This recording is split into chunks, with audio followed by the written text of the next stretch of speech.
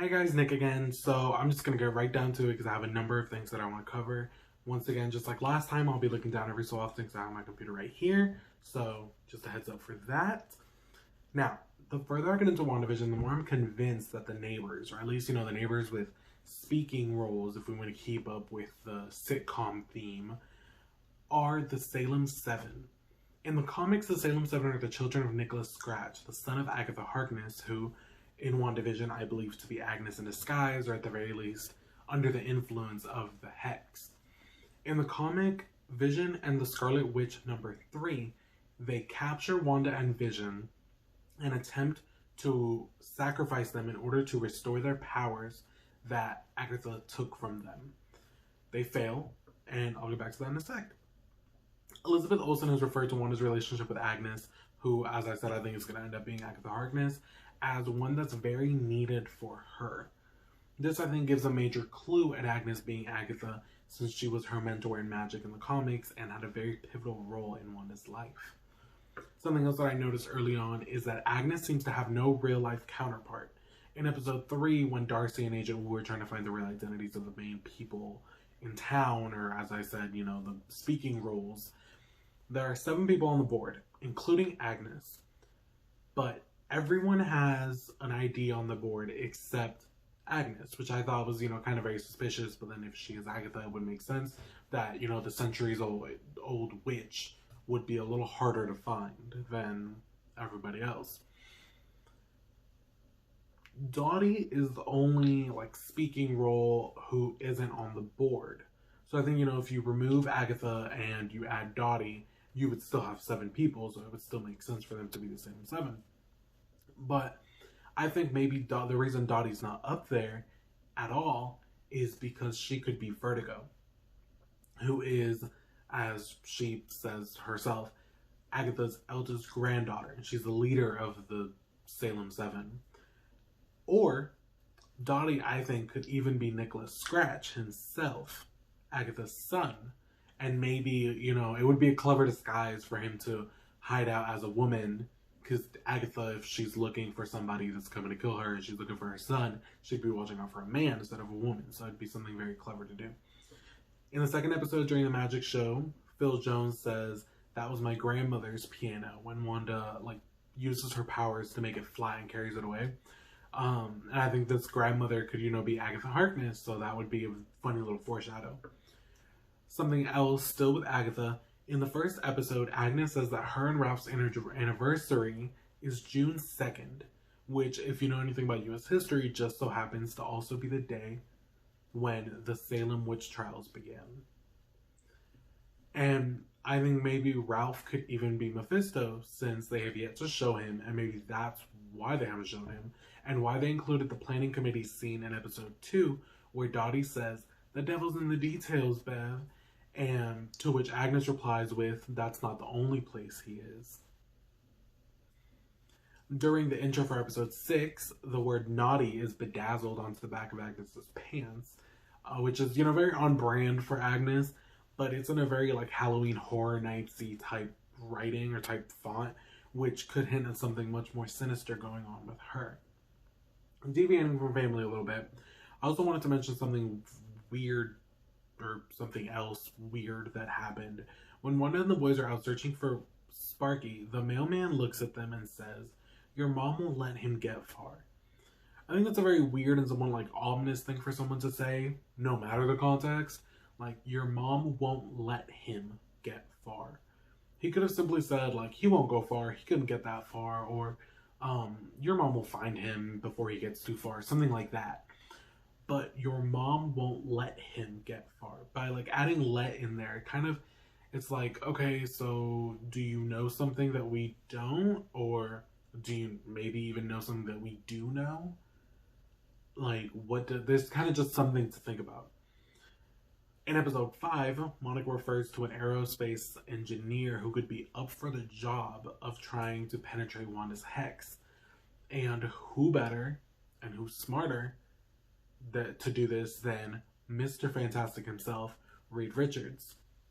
We already know that Marvel's planning on introducing the Fantastic Four, as they showed in their Investors Day, or during their Investors Day.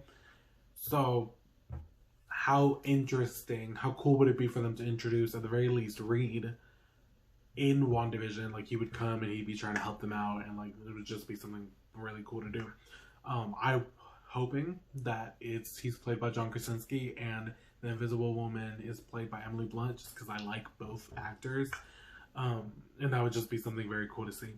Just them like playing off each other would be very interesting because they're married in real life. And the Fantastic Four, something else that would kind of like add to that, the Fantastic Four have history with Agatha Harkness. So that could also come into play in there if Agnes is in fact Agatha. I don't trust Hayward at all.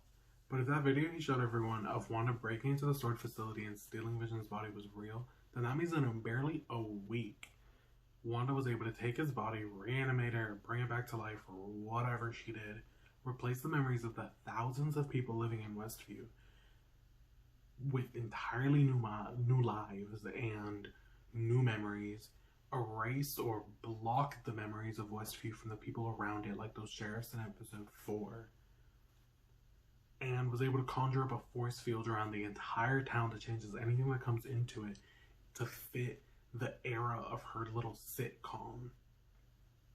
And she literally created an era-hopping TV show where the first 2 episodes were in mostly in black and white.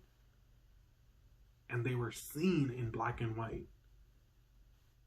Meaning that she made real life black and white. What?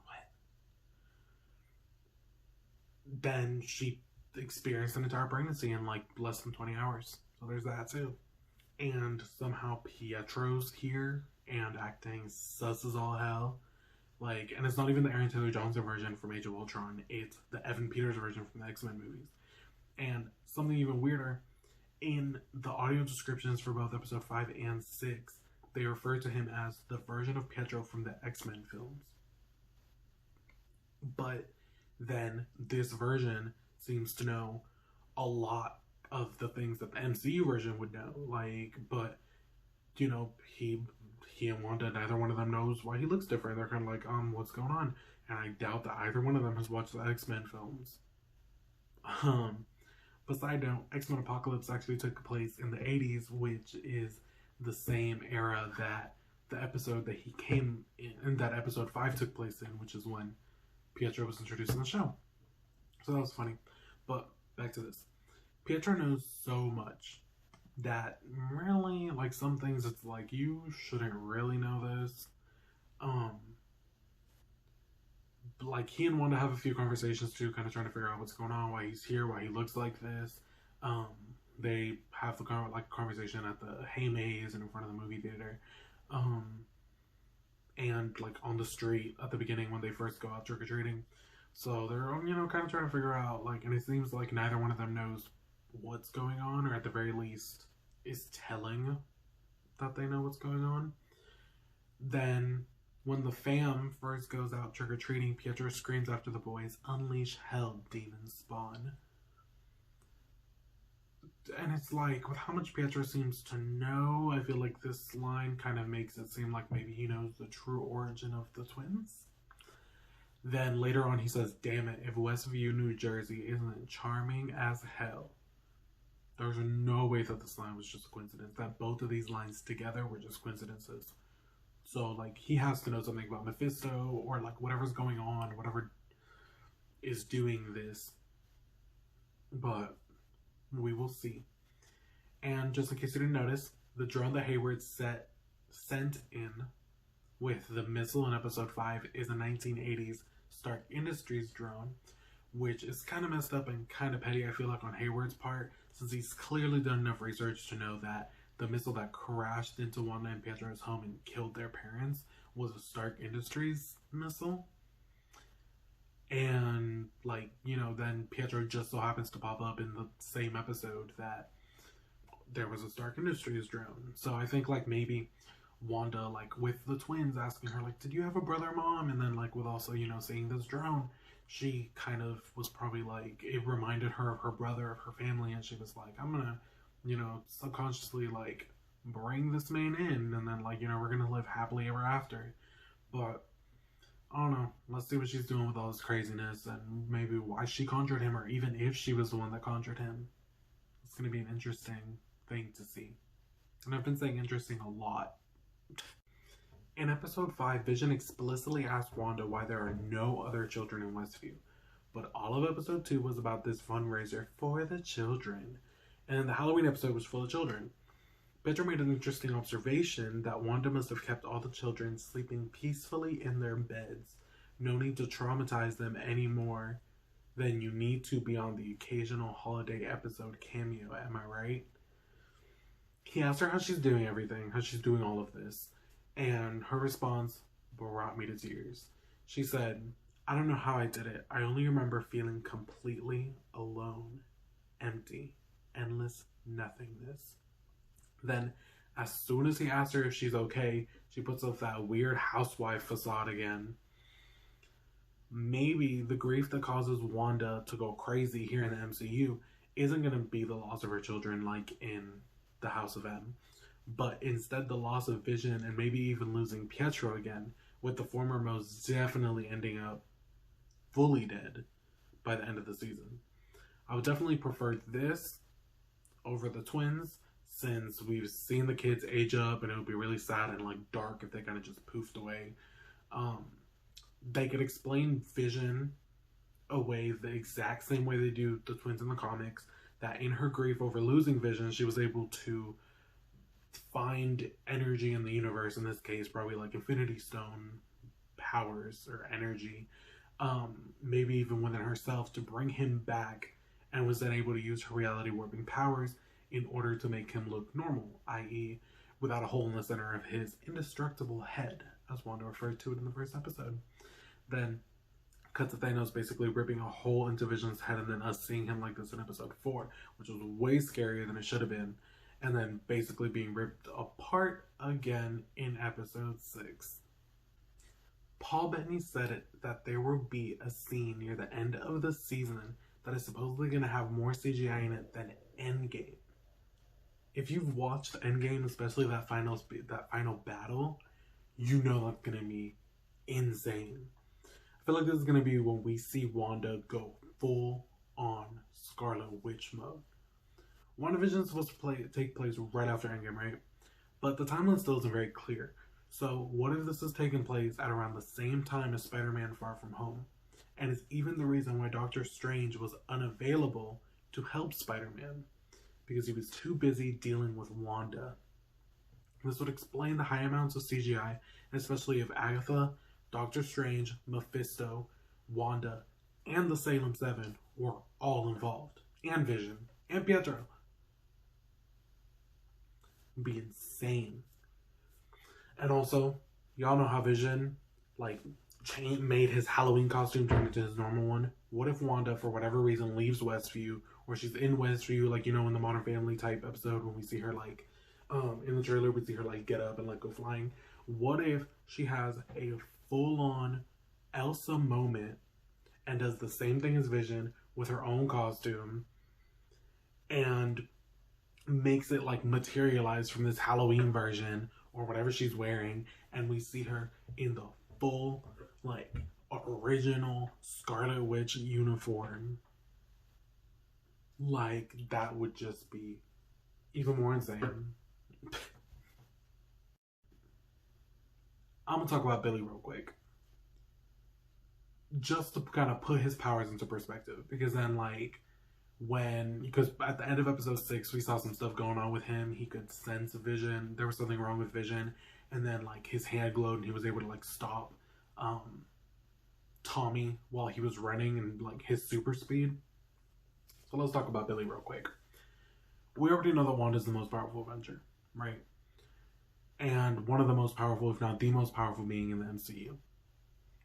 But something that isn't spoken about often from the comics is that she is what is considered a Nexus being, which is basically one of the most powerful beings to exist. There's one Nexus being in every reality or every universe, and they are what all magic and energy flow through.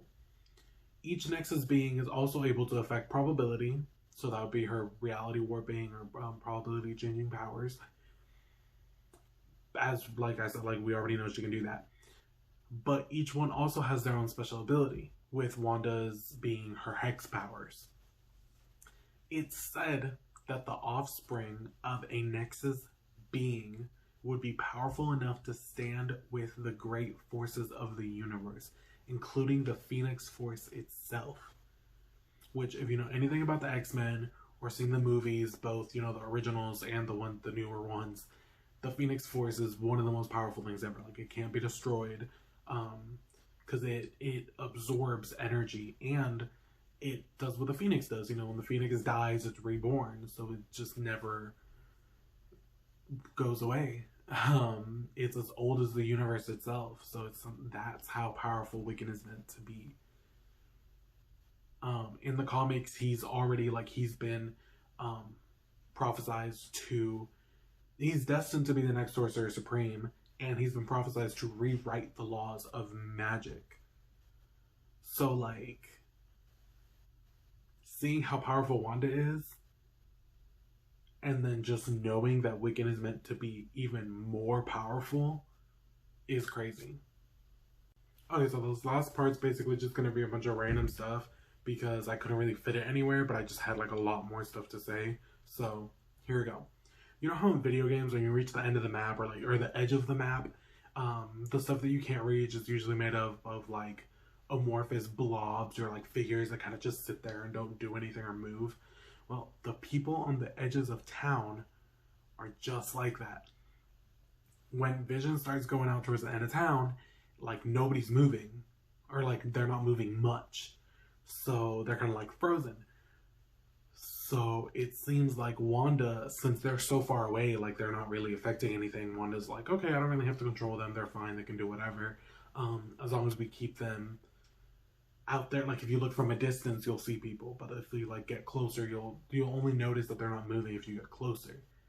So she's kind of just like, she's not wasting time or energy to like control them. It's kind of disturbing, but it's also kind of intriguing. It's kind of cool. Because then when she goes to expand the hex to save Vision, she freezes everyone around her. So very interesting.